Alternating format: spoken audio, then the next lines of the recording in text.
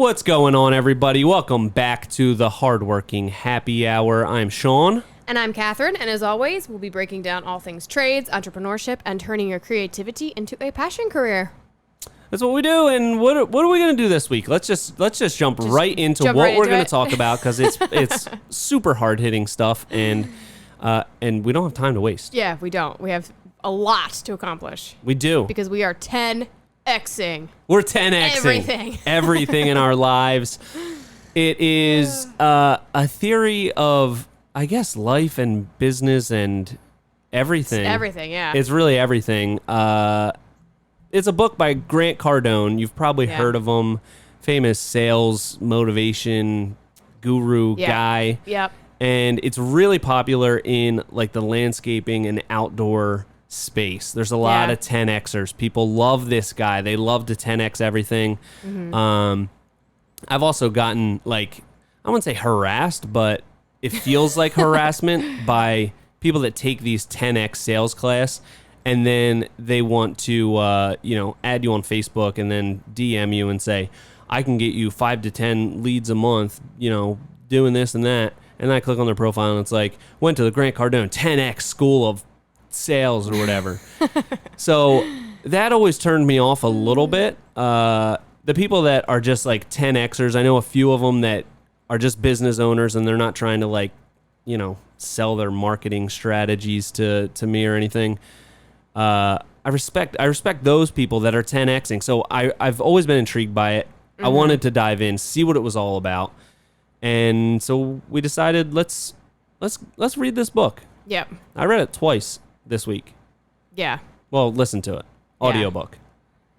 Yeah, and you dove head first into the whole 10Xing. Oh, yeah. Pretty hard.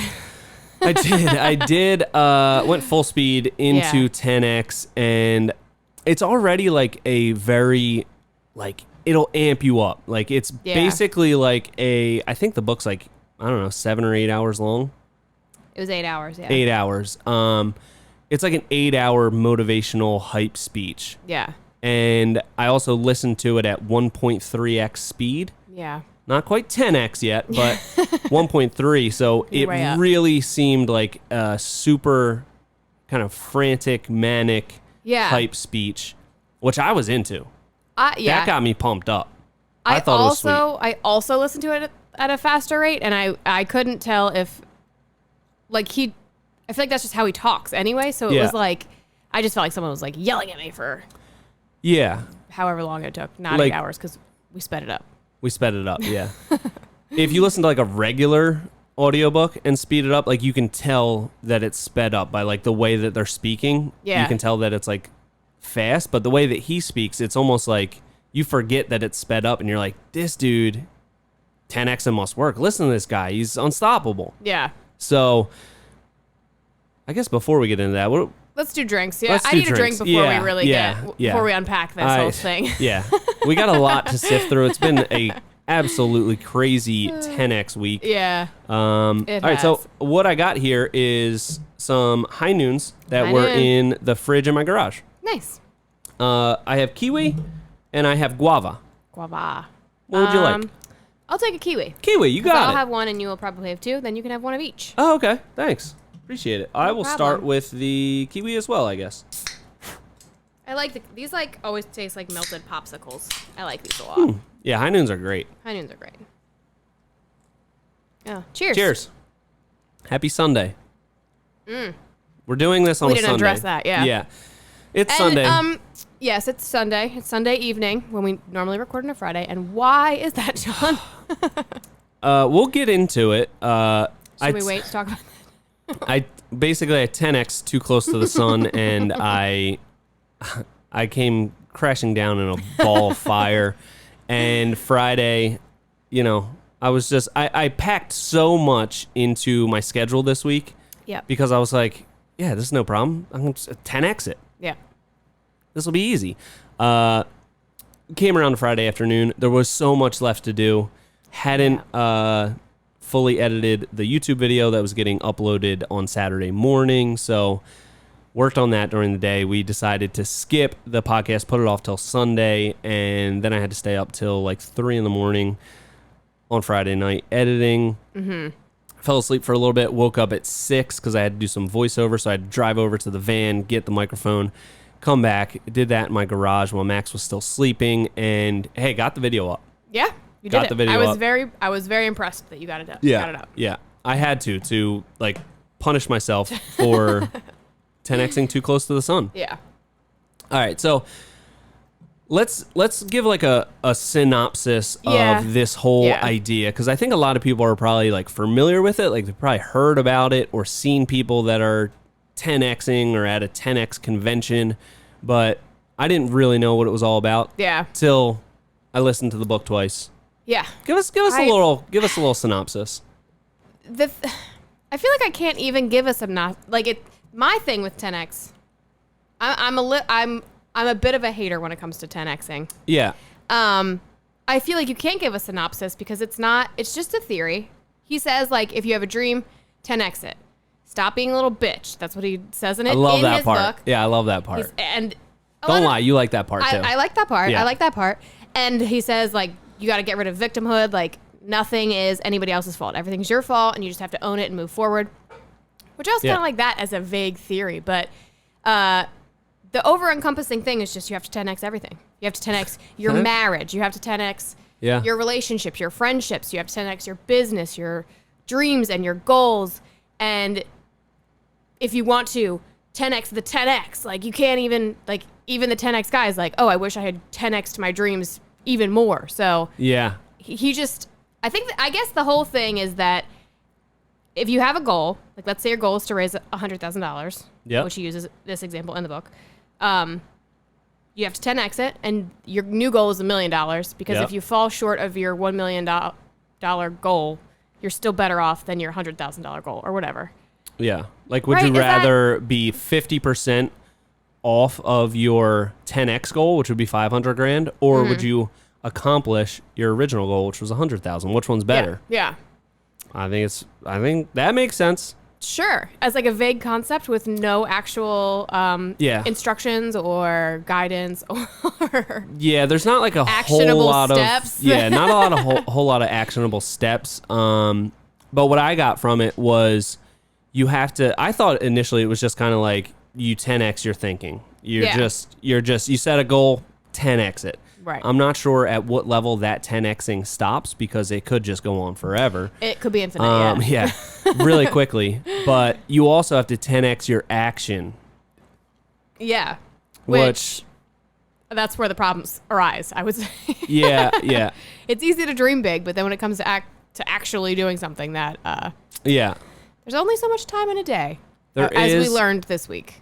Yeah, and I think I loved the whole concept of really the whole book. I love setting huge goals. I love, like, that's something that I feel like I already kind of do. Set these huge goals, and it's not necessarily about like I don't get that much satisfaction from achieving a goal. I feel like I get the satisfaction in like the pursuit of the goal. So I don't feel like I would be discouraged by like setting huge goals that you never really get to. But in the process of shooting for that gigantic goal, you get a lot further. And then once you get pretty close to that original 10x goal, then you just move the target a little bit further. I kind of like that theory. Yeah. That I vibe with that pretty good.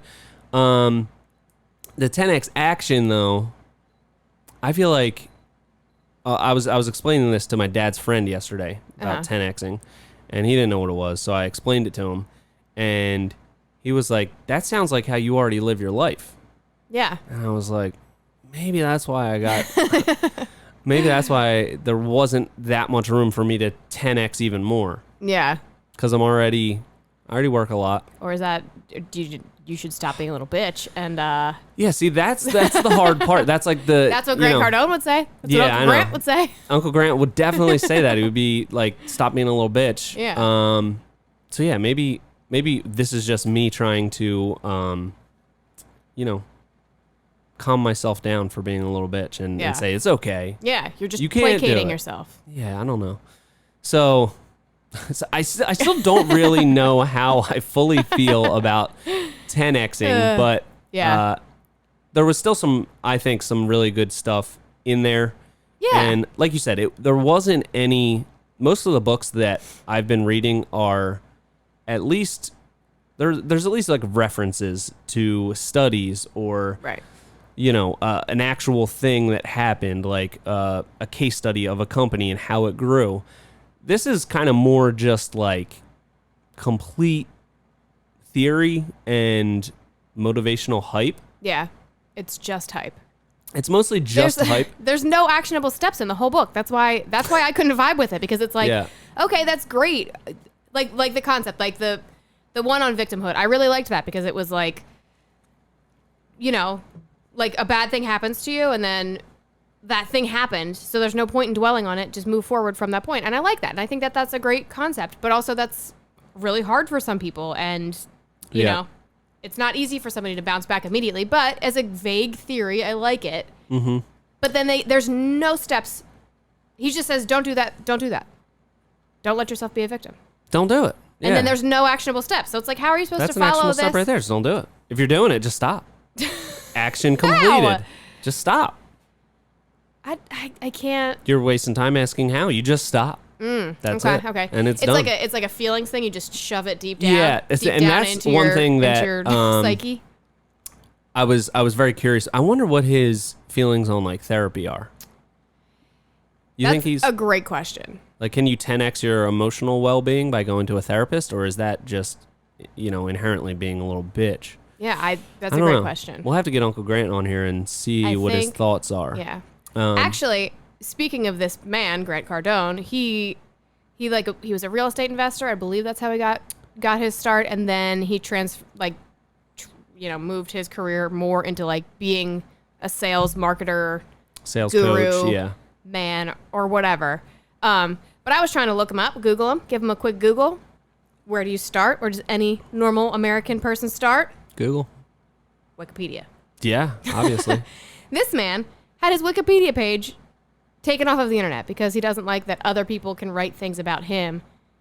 And like, if it's like vaguely off or like not true or whatever.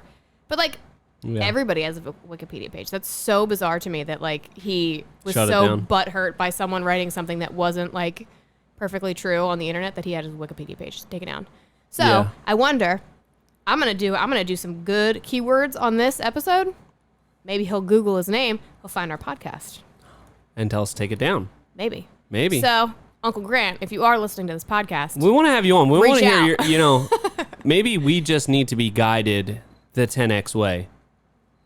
We need like a personal. Maybe we need Uncle Grant to come down here and to hold our hands as we begin get back into the 10x journey. Maybe that's it. So that's kind of a synopsis on what the whole book and lifestyle is about. And, I'd say the one actionable step is to write down your goals. He says he does that like every night. He writes down goals, and what he does is he words them in a way that it's like it already happened. Like, I have $1 million in net profit coming to me every month. I have, 10 best-selling books. I have all these things. So I think that's pretty cool.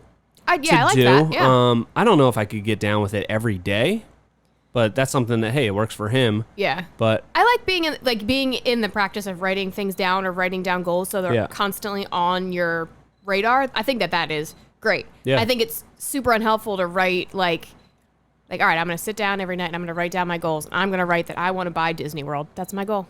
And then if you're writing like down like those lofty, that's just fantasy to me at that point. That's not helpful at all. When you put it like that, that's,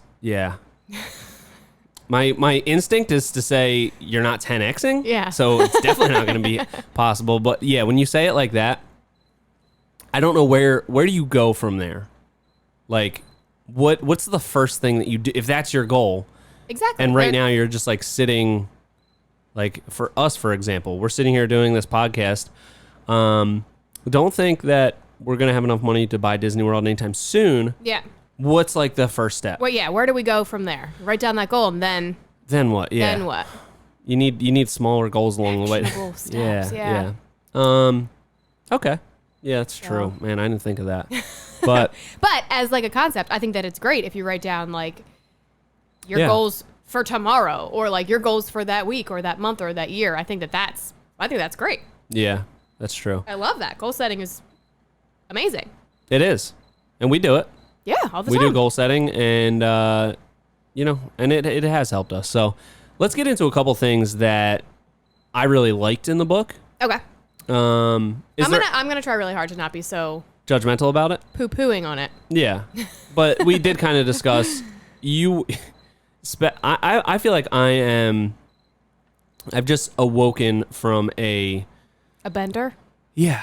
I feel like I was high in the sky all week. Just, anytime you were like, okay, yeah, we can do that, but when are we going to do this other thing? I'd say, I'm going to 10X it. I'll do it. I'll do it tonight. I'll do it in the middle of the night. I don't care if I need to sleep. Like, not a problem. Yeah. 10Xing.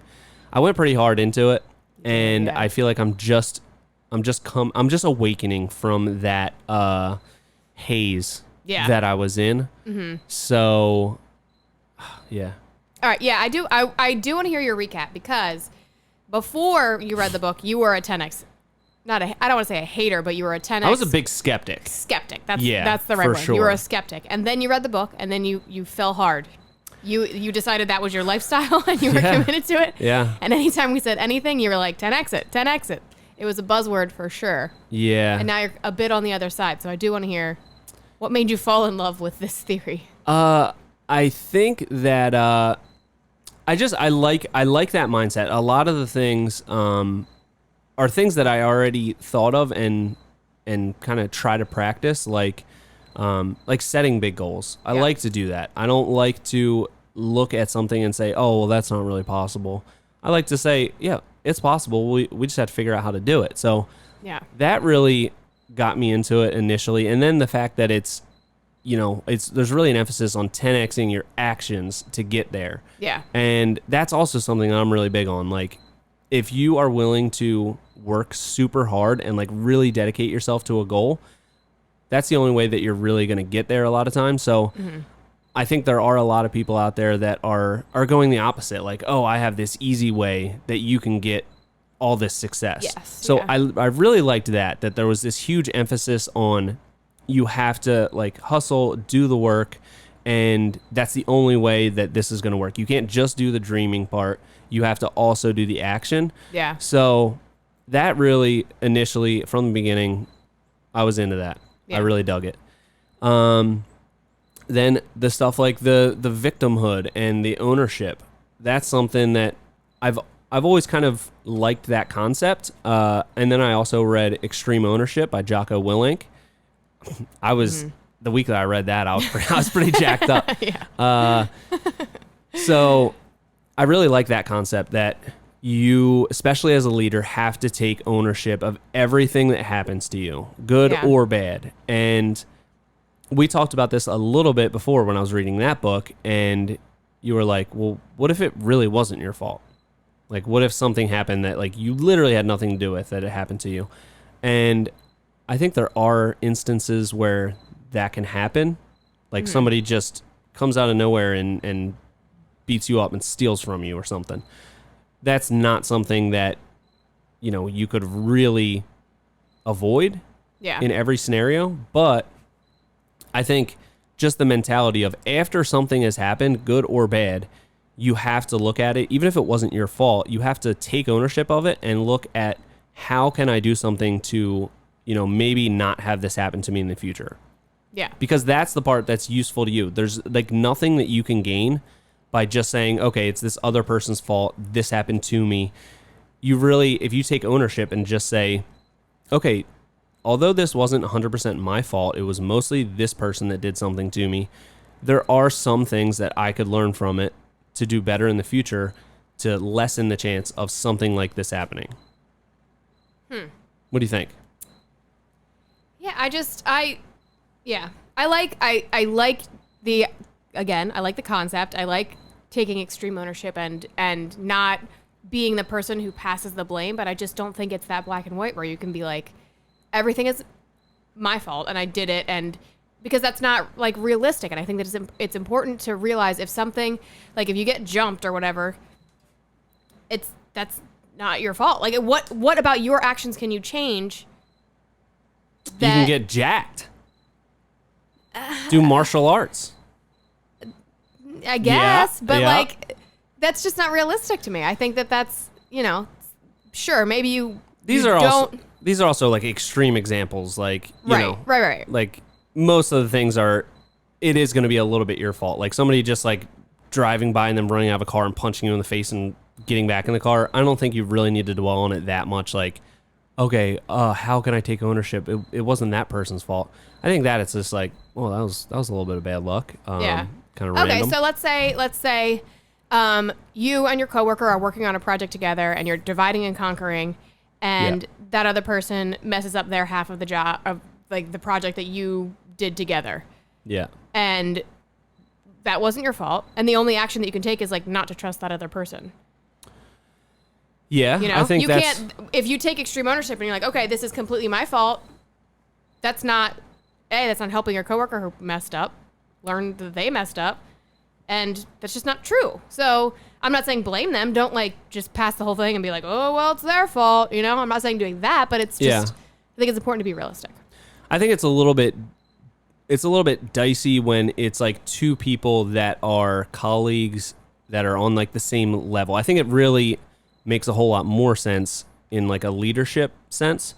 So if something like that happened and say I delegated something to you and somebody else, and then somebody else dropped the ball that you guys were supposed to do this group project, I could look at that and be like, okay, if this project doesn't go well because one person didn't do their job, ultimately that comes back on me. Like I did something wrong. I didn't explain the task well enough. I didn't, make sure that this was a group project that made sense in some capacity to have two people working on it, or I should have known that these two people don't work well together. There's like a million things that a leader can take from that and say, this is my fault. Because at the end of the day, like, everything that happens in Premier Outdoor Living is ultimately my fault. Yeah, but... Right? Sure. And I agree with that, but at the same token, isn't it like your job... Like you are taking extreme ownership, but if you are taking all of the blame, then you're taking away the other person's ability for themselves to take extreme ownership.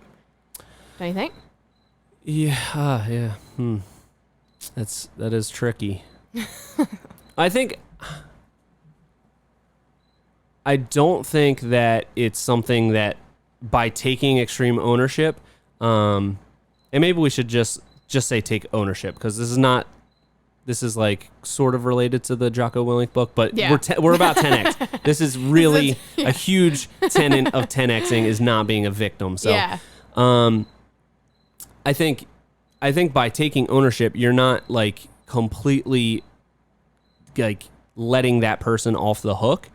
It is, you can explain to them, okay, you messed this up. Like these are your expectations. These are your responsibilities. This is where you fell short. Ultimately, it's my fault that you fell short because I put you in that position to do this task. Maybe we do this a couple more times and you continue to fall short. It's my fault for hiring you and thinking that you could do that. I didn't put the right person to the task. So it's not like it doesn't completely let them off the hook. I feel like that person would like at first they'd be like, "Oh man, I messed up. This is my fault." And then if you come in and say like, "It was my fault for not explaining it well enough," then that person's like, you're giving that person an out to be like, "Oh, well, you know what? He didn't explain it to me good enough." Well, so, I mean, as a leader, you also have the, authority in your head to be like, okay, I think a lot of times what that does is it like disarms the other person. It's like, okay, these are the things that I did wrong as a leader. It wasn't all your fault. Yeah. And then it kind of like gives them room to be like, okay, yeah, but I did mess this up. Like I shouldn't have done this. And if you have somebody that you just go to and you say, okay, I should explain this better. I should have given you a better schematic or diagram of what was happening. And they're just like, yeah, you totally messed that up. And they continue to do that. That's like a sign to you that this person probably isn't the right person for the job. They're not really fitting in. So yeah, I think an extreme ownership kind of thing, or regular 10x ownership kind of goes both ways. Yeah. You want somebody else that's going to say, okay, yeah, maybe a better schematic would have helped me out a little bit, but if I had a question, I should have came and asked you. you know? So I think it's just more of a mentality. And then at the end of the day, it's like, you really have to look at every situation when something goes wrong as what did I do that maybe not caused this, but definitely didn't stop it from happening. Yeah. I just think it's a healthy practice, and it's a really good way to like learn things, especially with your people skills. Yeah. Employees, all that kind of stuff. Yeah. I like it, and I think it's a noble way to look at things. Obviously every situation is different, but I think that it's important to take situations as realistically as you can. Yeah. That's how I like to look at things, but. And I don't think that you have to like really be like so rigid on this. I think it's more of just like an overarching mentality that as a leader, you have to be on the lookout for things that you can take ownership for. Yeah. You know? Yeah. So, and I think it makes people respect you as a leader a little bit more. I never respected anybody that was like the type of person that acted like they could do no wrong and they knew everything. They, I explained this to you perfectly. How'd you mess that up? You're an idiot. Like, yeah. And there's a lot of people like that in the construction industry. So yeah. I never looked at somebody that did that as somebody that I would respect or want to work for. So yeah, I think that's a good point. As being a leader and you're willing to take ownership of the things that you might not have been the best at. There's so many things that I can still work on with myself personally and professionally. So I think it does garner a little bit more respect from people when you are willing to say that you made a mistake. Yeah. Would you agree? I do agree.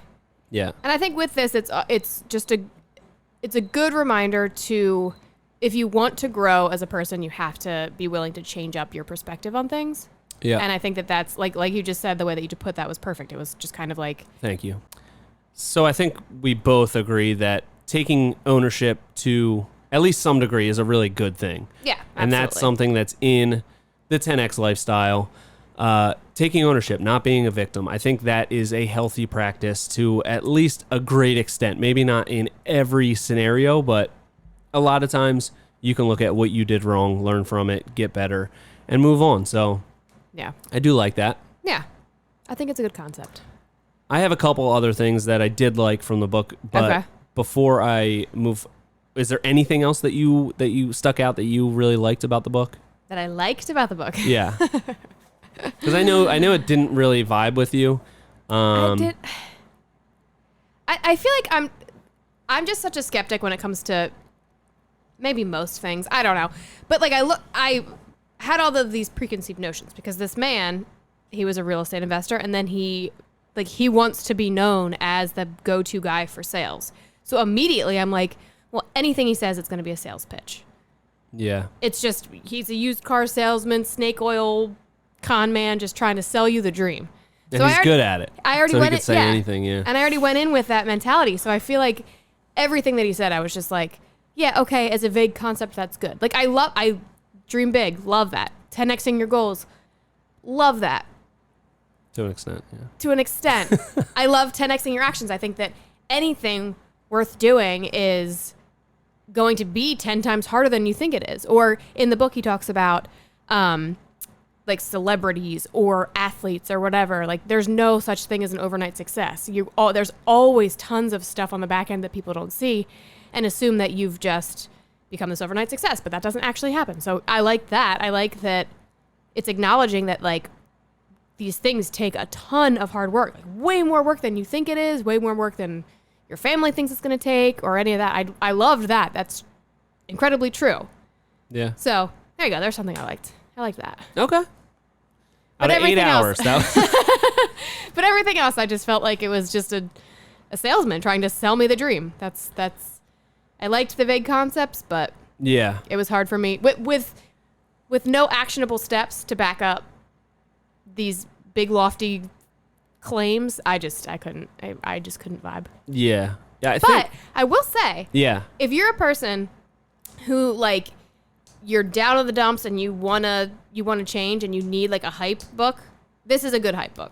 Yeah, got me hyped up. Yeah, if your like mentality isn't like good or you feel like life isn't going the way you want, or like, and you want something to pump you up, that's a great this is a great book for that. Yeah, it'll get you ready to run through a wall 10 times. Exactly. But it's not going to tell you how. Yeah. That is a good point that, first off, he is like the self-proclaimed master of sales. So yeah, whatever he does pitch at you, whether it's this book or whatever, he's going to be good at making it sound like really enticing and getting you excited about it. Exactly. So you do have to take that with a grain of salt. It's coming from a salesperson, but yeah, it's just a lot. It's a lot to think about. Yeah. Because I did go into it pretty heavy, but let's get into the next thing that I did really like from the book. Okay. Do you know what that is? What? Omnipresence. Okay. Yeah. Did you like that? I guess. Okay. Okay. As a vague concept, sure. Yeah, that's true. Okay. Omnipresence is being everywhere all the time in front of everybody. Just being everywhere that you can possibly be. And sounds amazing. It does sound amazing. How do you do it? Yeah. I think this is just to get you in the mindset. Like this is a mindset book. Mm-hmm. And that's a lot of times all I'm looking for. I'm looking for the mindset. A lot of times the actionable steps, like I'm not good at following instructions or following steps. I just need to like get in the right headspace, and in certain aspects, this got me in the right headspace, omnipresence. And I think this could be a lot of different things to different people, but it could be very beneficial to a lot of people in the trades. For us, we're making a lot of content, so it made me think the more content that we can put out, the better. I mean, the internet is so saturated with everybody doing like more or less a lot of the same stuff. So you need to be, top of mind for people. Yeah. So the more stuff that you can put out, the better. And I think it goes a lot to just local contractors as well. Like take that idea of omnipresence and bring it down to a local level. Like try to be everywhere that, if you're in one county, just think of like all the different places that you could possibly be in that county and do advertising there. And it doesn't have to be, I think it's definitely more doable the smaller the area that you're looking to hit. So say like a couple really up and coming neighborhoods or something that you want to target, you could do mailers to them. You could, make sure that you put lawn signs every single job that you do in that area. Make sure that your trucks are completely wrapped and lettered so they see it. Sponsor the local Little League team. Put your ad on the best little diner placemat thing. Like everywhere that you can possibly be that the people in those neighborhoods are going to go, make sure that you're there. And really like think about it. You don't have to go the traditional routes like, just, get a billboard or get a, just the typical stuff that people do. Like, I don't know, like think outside the box. Think like, where are these people going to be? Like, I think sponsoring sports teams is like a really good idea for people in certain neighborhoods. Like in some areas, that's like a really, really big community thing. Yeah. And if you can get involved in that, that's just another place that people can see your name. And then if you back that up with other ways that people are seeing you, you kind of have to just like think about it. You want it to seem like for that ideal client that they have seen you everywhere. Yeah. It doesn't mean that everybody has to see you everywhere, but if you hit them with a mailer that comes in their mail, depending on the area, maybe something you leave on their door. That's a little tacky though. I wouldn't necessarily go that route. Yeah. Hit up any Facebook groups that are related to that area. Do Facebook ads that target a super small area. Do Google ads that track the people that go to your website and then have ads pop up and follow them around the internet. Yeah. All of these things, if they keep seeing it, they're going to just think that you are like the biggest company around. And you don't necessarily have to be, but to that person, your ideal client, it's going to look that way. So I think the mindset of omnipresence, pretty cool. I do like that. That's such a key point to marketing, that you want to be that person that's everywhere. Just so, that person's not going to need an HVAC guy right now, but you want them to think of your name first when they do. Or lady. But you want them to think of you first. They like exactly. You just want them to not even think about it. Be like, oh, I'll call that. I keep seeing that guy around. I'll call that person or lady. So that is great, and I love that. Okay. So another thing that you like about the book. I like it. Yeah. I do like it. I think you're at about a 3x level right now. By this episode, I'm going to be. You might be at sold. 5. But I think that really spoke to me because it's getting yourself out there before the point of sale. I think a lot of companies that do marketing, a lot of times this is larger companies that just have a dedicated budget to go to advertising every month. They probably work with a marketing company that's going to run Google ads for them and stuff.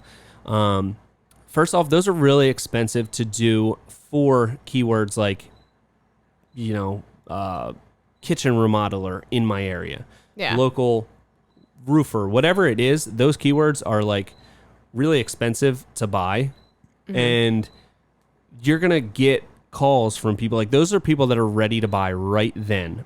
If they haven't heard about you before that, then I think it's going to be a really big uphill battle for you. So most people think that is where they should put all their money into those type of ads, but I look at it as the opposite way. Like I want them to know who we are like a year or two before they're ready to buy their outdoor living space, so that by the time that they are ready, they have followed us so much. They've seen so many projects that we've done, and they're ready to buy from us. Yeah. It's going to be really hard to differentiate yourself at the point of sale when somebody's like, I want a deck built. I'm going to call these 3 people that popped up on Google ads, and I don't know anything. Everyone's coming in on an even playing field. I just think that it's a super uphill battle. Yeah. If you can get in the mindset of being omnipresent, being everywhere that your client is, most of the work's done. Yeah. By the time they call, it's like, what took so long? You knew it was going to happen. It's just like the sale's there. Right. So something to think about. Something to think about. Exactly. Yeah. Something to think about. Yeah. How long have we been going? Because I know we've packed a lot of information into this because we are still sort of 10xing. We've 10x'd our time. We're only at 37 minutes. We're packing so much good stuff into here. Yeah, I think. Now, you already touched on 10xing your action, which I think that's where I find the most. That's the most problematic for me because 10xing your action, which I agree, it takes a ton of hard work to do anything, but like if you're already a really hard worker and you're working all these hours, like how are you going to find the time to do that? That's where it breaks down for you. That's where it breaks down because that for us personally this week, you were hard into the 10xing. Yeah. And I'm very much a person who's like, okay, love that for you. However, how is this going to work? Like, what is the rest of the week going to work? Where are we going to put this? And, we've only been doing this 1 week and we couldn't make it work. Yeah, couldn't make the 10xing work. And if you can't 10x the action, you the can't rest 10x of it falls anything apart. else. Yeah. So it's true. Yeah. I do appreciate though that you just kind of let me run with it. You were like, okay. I tried to. I was pretty convincing corral. though. I was like, you're not 10xing enough yet. Yeah. Once you start 10xing enough, you'll understand where I'm coming from. Exactly. And then it got to Friday and it was like, I just thought I'd be able to 10x my way through all this stuff. Yeah. And, as I'm sitting there, I'm like, all right, I have 2 full hours to edit this entire YouTube video. And then I was halfway through that 2 hours and I was like, you can't 10x everything. I can't rush it that much. It's just not possible. Right. But maybe that's just the attitude. I don't know. Yeah. But so you did set aside that 2 hours, which was very clearly not enough time at all. Not even close. Not even close to enough time. But then another problem came up on the job site and you had to stop editing to go figure out this beam situation that we had where the beam needed to go somewhere that it couldn't really go. Yeah. So it also it's very rigid. And it doesn't allow for things that pop up. See, now, one example he gives in the book is he's talking about making sales calls. If it takes somebody an hour to make 15 sales calls And then he says, I can do 15 sales calls in 15 minutes. That doesn't really seem possible. But then he's like, I could hire somebody to make 15 calls in 15 minutes, and then I have all my time back. So like, there was a little bit of a thing for delegating there, but then there was really that was kind of it. Yeah. There was no actionable steps. Like, okay, how do you delegate? And not everyone can afford to just hire someone to make these calls for them. So that's not a realistic. But sometimes you can't afford not to. Catch 22, you know what I'm saying? Yeah, it's true. So, one thing I did learn is no matter which way you go on this, there's kind of a rebuttal either way. If somebody doesn't believe in it, you can say, well, you're not 10Xing enough. Yeah. Somebody does believe in it, there's plenty of stuff that you can say about, how it's not realistic. You're 10Xing too hard. I definitely 10X too hard. Like you said. I did appreciate trying something new. I always appreciate trying something new. And you gave it your all this week. I went fully all in, yeah. You did go all in. You gave it your all. So I do appreciate how hard you tried to 10X. And, looking retrospectively, we didn't get to the podcast on Friday. Uh-huh. So that's a negative there. But overall for the week, do you think I got more done? No. You don't think so? Not at all, no. I don't. Okay. Yeah, I guess I didn't. We didn't do the podcast. You were editing the vlog up until the very last minute. Yeah, I was up like almost all night. That's not sustainable. That's not sustainable. As much as I like to think that it is, and I like to push myself beyond my limits, eventually that comes with a crash. Yeah. Big crash. Yeah. So. And another thing is like, this guy is Grant Cardones big on like 10Xing your relationships. So how are you going to 10X your relationships if you're never around your spouse because you're working all the time? So that's a balance that's very hard to strike, I imagine. I was a little confused about. He said one thing that he does every day is go to the grocery store every morning with his daughter. And I was like, what? What do you mean? You go to the grocery store every day? And he's like, yeah, and I introduced her to all the people that work there. And that was like just a confusing segue that he went into. Like, what do you mean you go to the grocery store every morning? Who does that? That's like something a psychopath. Why don't you go anywhere else? Like, or just go somewhere different every day. Yeah. That was a little weird. But I went to the grocery store with Max today. It's rubbing off on me. Yeah. And I did enjoy it very much. It was a lot of fun. So maybe we'll start going every day. Yeah. He'll think that he lives there. It'd be pretty cool. He's going to be so confused. Yeah. All his childhood memories are in Wegmans. Yeah. I think honestly, I thought there was a couple more things. I think that kind of covers most of what I got out of it. Yeah. I think that it's a very entertaining, energizing book. I think this one was made to be listened to.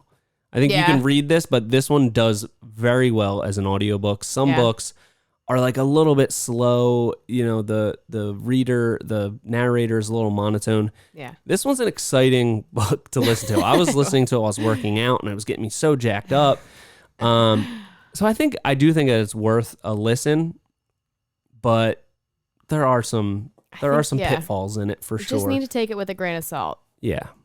You're right. There's goods and there's bads, and goods and bads. That's with anything. There's goods and bads. It's almost as if people aren't meant to live in spaces of rigidity. That's true. You need to be fluid. You need flexibility. You need flexibility in your life. And there's always a gray area. Life is not black and white. But on the other hand, so I'm somebody that I love to just listen and read and learn as much as I can from as many different people. And then I'm the type of person that like, I'm not good at like following instructions or anything anyway. So I don't typically like latch onto one type of system, but I like to like pull little things from it. And I pulled quite a few from this book, but some people, they really do need to latch on to like, this is how I do it. I'm going to buy the 10X planner. Like I'm going to do it this exact way. And they kind of thrive like that. Yeah. I'm not that kind of person. I'm more of like, there are things I can learn from this.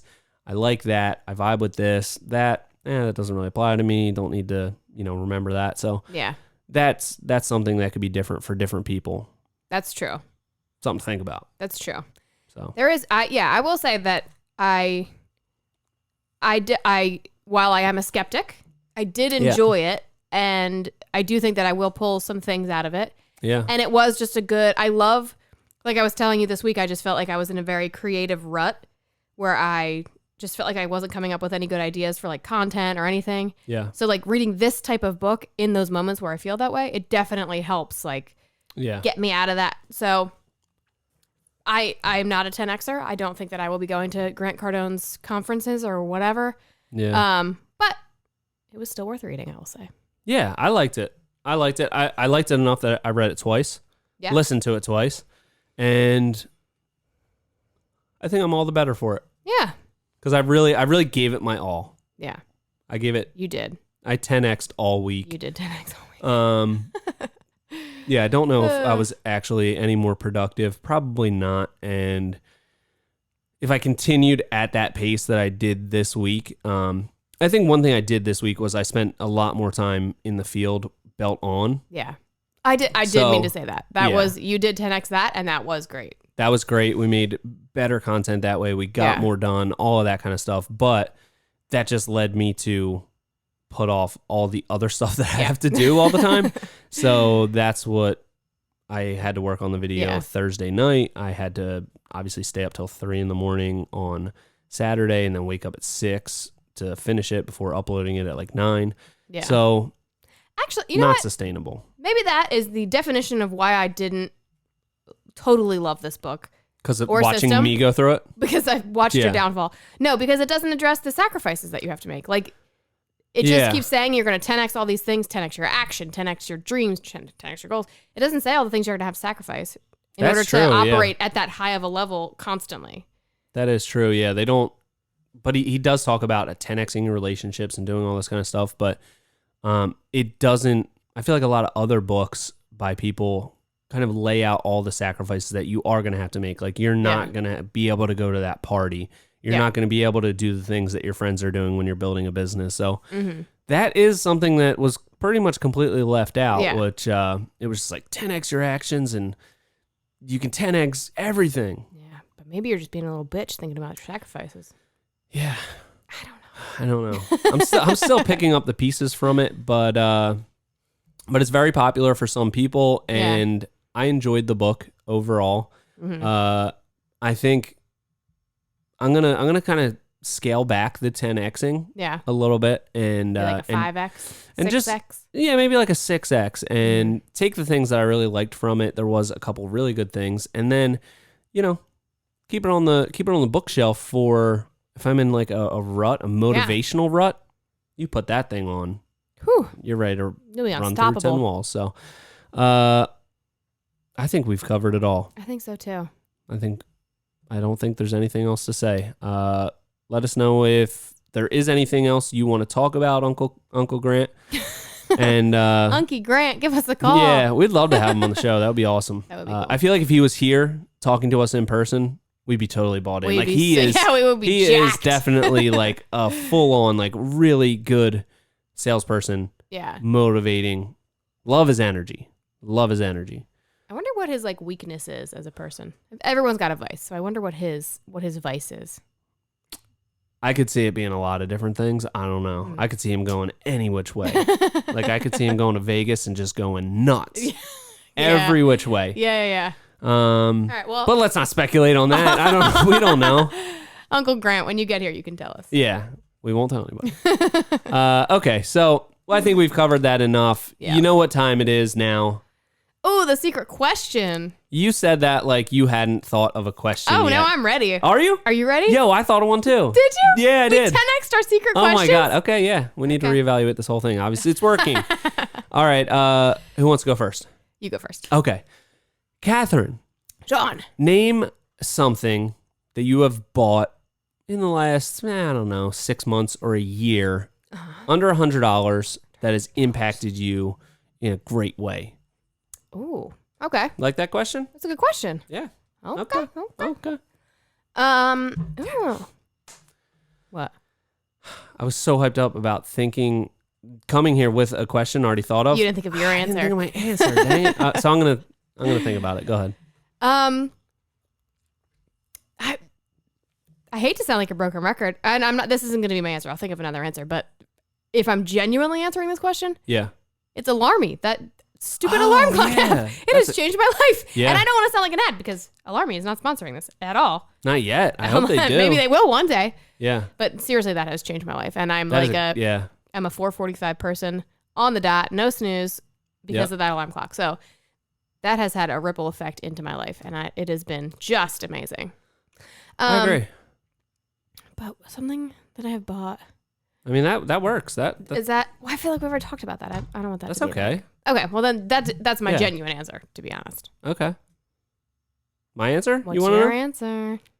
My answer, I think it was less than $5, maybe. Okay. Do you know what it is? A Red Bull. No, but I love those. I love those. But I've cumulatively spent way over $100 on them. Very true. Gold stars. Oh. Gold stars. Yeah, I really feel like that has completely changed my life. The sticker system has completely changed my life. Yeah. It really has. We've been super consistent reading, exercise, meditation for like, has it been 6 months? It's been 5 months, probably. 5 months, yeah. 5 months. And this month, we haven't gotten to the van to do the stickers for the weekend. Saturday and Sunday, but yeah. I feel like I already know. You got it. Yeah. I got all my stickers. Yeah. So this month the goal is to not miss a day, to not miss it, to get 90s. Yeah. All month. 90s. And so far we are on track.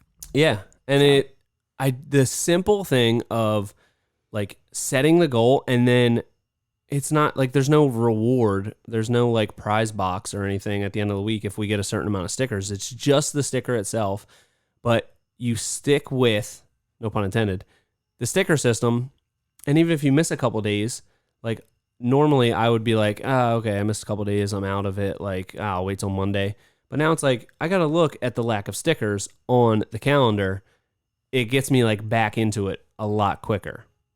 And it's all about consistency. Yeah, it's all about consistency. So it's not that big of a deal if you miss like a day or two, as long as cumulatively, like you are staying on track and you're exercising and doing all those things most of the time. Yeah. So I feel like if anybody is like me, their kind of default is go really hard, get discouraged a little bit, fall off for a while, go really hard again. So this has helped me more than anything that I've ever done, stay consistent with the things I want to do. It was like $5. I think the lesson here is listen to this podcast for all our ideas. Well, yeah, that's obviously a good one. Yeah, but sometimes the things that make the biggest changes in your life are like not that expensive. That's true. That is true. Yeah. Wow. I think you got to invest all this money in all these like fancy whatevers. Yeah. You don't. You just need some gold stars and a good alarm clock. Honestly, if I could pick two things, that's yeah. Right, yeah. Yeah, I agree. Okay. All right. What do you got? My question. Yeah. So, this week, 10x'd hard. Yeah. You have been on a kick. Well, I feel like you've always read like self-help books, self-help type books.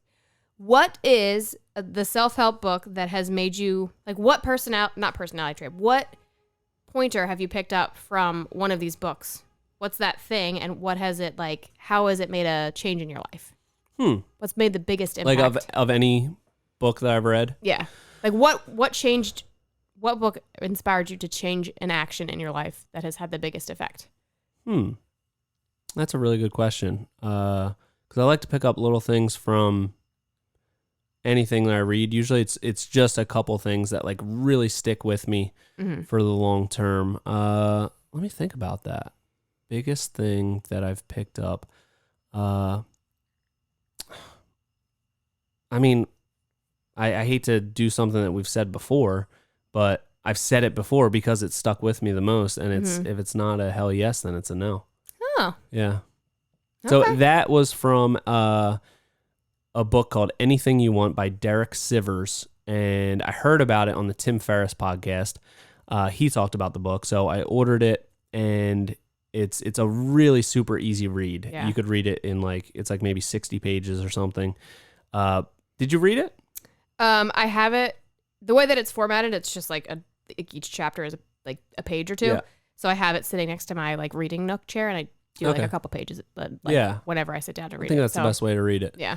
But he started the company CD Baby, which turned out to be like a huge company. And a lot of it was like kind of by accident. And he sold it for millions of dollars.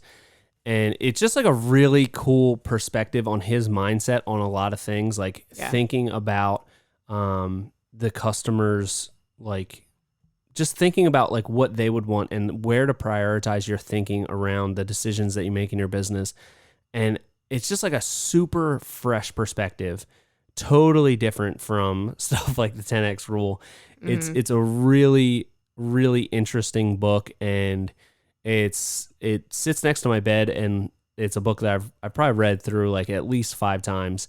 And the biggest thing for me was, if it's not a hell yes, it's a no, because he was like really at the forefront of internet music and all that kind of stuff, where independent artists could go and basically sell their CD online. Like that was the thing for his company to help independent artists. So he had so many opportunities come his way, but a lot of them didn't vibe with his like mission, which was to help independent artists. Record labels and distributors wanted to pay him so much money to like put their artists on there and promote it to his audience.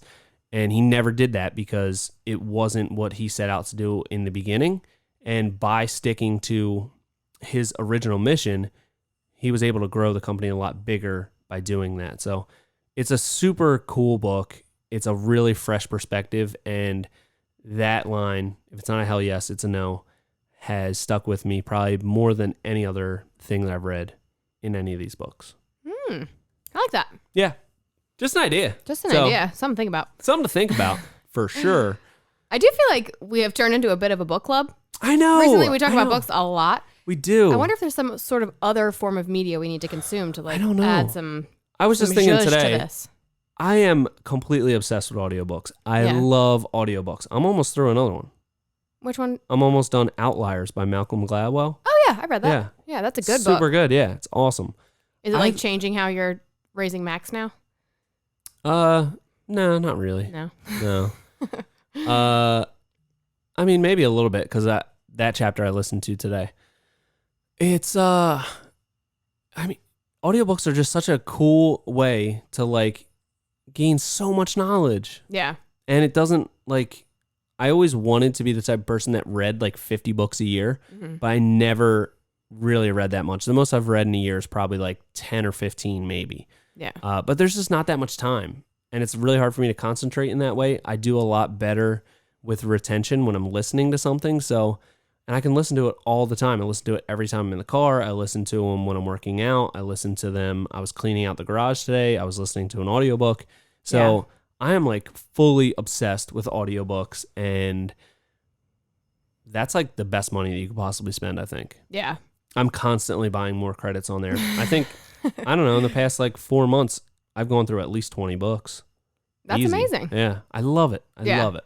I didn't realize how much I loved it until now. I'm back to driving the van to work every morning, and the air conditioning is broken. And when the windows are down, I can't. Yeah. Like, it doesn't have like an audio situation. I can't hook my phone up to the van. You'll have to burn them to a CD. To put them in the van. So I have to listen to them like on my phone, and if the windows are open, I can't hear my phone, and it makes me so sad that I have to miss it every day. It feels like I'm missing out. Like it feels like at this point now, it feels like I'm wasting my time. Like that should be my learning time when I'm driving. Yeah, it's amazing. I didn't realize how much I loved it. It is so cool that you can like listen to a book that somebody's put like thousands of hours of research and time into writing and compiling this knowledge. And it's just there, and you can listen to it. Yeah. And you can get that knowledge. Like, I just think that's amazing. That's very true. I love these audiobooks. I love it so much. And another thing, like with most audiobooks that are read by the actual author, like this Grant Cardone book, he puts extra stuff in there. So you do get like a little bit of extra, behind the scenes stuff, or like a little bit of extra info that they forgot to put in the book or whatever. Yeah. When they're reading it to you. So, and you get to really hear, if it's read by the author, then you get to hear their like, their tone and like how they really wanted that information presented. I think that that's very cool. Yeah, it's definitely, the book would have been very different if Grant Cardone had not done the narration. Like, he needed to do it, and he was the perfect person for it. Yeah. And that, I think, is something, because I also have the book. I bought the book probably like a couple years ago. I never ended up reading the whole thing because, I don't know, it's something you need to listen to. Yeah. It's meant to be listened. So Yeah. What is a line or a, whatever from a book that you've read that has stuck with you the most? Did you forget to think about the answer? I did that thing where I forgot to think of my answer. It's so hard to remember both. I know. We're going to get better at it, though. We're going to 10x it. We'll 10x this for sure. I guess I'd have to say How to Win Friends and Influence People. Oh, Win Friends and Influence? I haven't read that one. How to Win Friends and Influence People. By our boy Dale Carnegie. Love that book. I just love that book. And I keep wanting to read new books, but I want to revisit that at some point because I feel like it's a good refresher. Yeah. Or maybe that's a good New Year's book. But anyway, in it he says only knowledge that is used is retained. Yeah, it's. I am familiar with that. It's only knowledge. It's only knowledge like that is used sticks in your mind. Yeah. I guess it's bad that I can't remember the quote directly because I feel like I have used it. But basically, the point is you have to use it in order to, that's what creates knowledge and habits. Use it or you lose it kind of situation. Yeah. So when we read all these books or do all these things, when there's no actionable steps, I feel like that's where it falls short because you don't remember the things that you don't do or That's true. You got to be about it. You can't just think about it. You got to be about it. That's true. And I also feel the same way because especially now that we've been just voraciously absorbing this knowledge at such a ridiculous rate going through these books. You obviously you don't retain everything, but it's those little things that stick out to you that you then put into action, and those are the things that stick with you long term. So, I also do know that quote because that's always my go-to thing for when I say, "What's your favorite book? How to Win Friends and Influence People." Yeah, great book. Everybody should read it. Love it. It is a good book. You got anything else on that? I kind of hijacked your answer. No. That was it. It's getting late. It is getting late. We are at our happy hour. We're at our happy hour, and it's almost 9:00 Sunday night. We got to be at work soon. So, till next time, this has been the Hardworking Happy Hour. See you next week.